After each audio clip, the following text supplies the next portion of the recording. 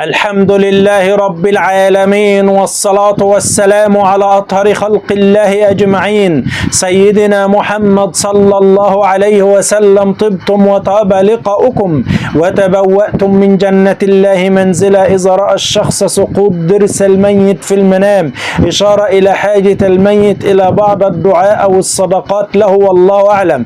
كذلك إذا رأى الحي أن الميت يسقط ضرسه في المنام إشارة على تورط هذا الشخص الميت في الذنوب والمعاصي قبل الموت، والله سبحانه وتعالى أعلى وأعلم.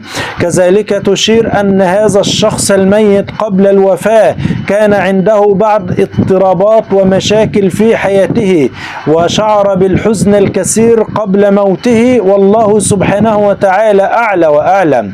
إذا رأى الشخص أن ضرسه يتفتت ويسقط في حجره في المنام إشارة على طول العمر لهذا الشخص، والله أعلم.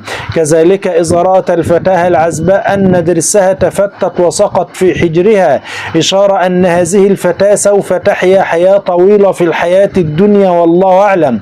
إذا رأت الفتاة العزباء أسنانها الأمامية تتفتت تكون إشارة أن هذه الفتاة تعيش عيشة منعزلة، يعني عن الناس، عيشة لوحدها، والله أعلم.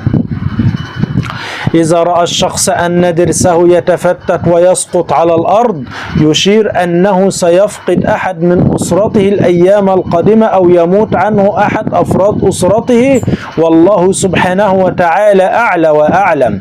إذا رأى الشخص أنه يقوم بخلع ضرسه المسوس بيده تكون إشارة على محاولة هذا الشخص من التخلص من الاضطرابات التي كانت في حياته، والله أعلى وأعلم.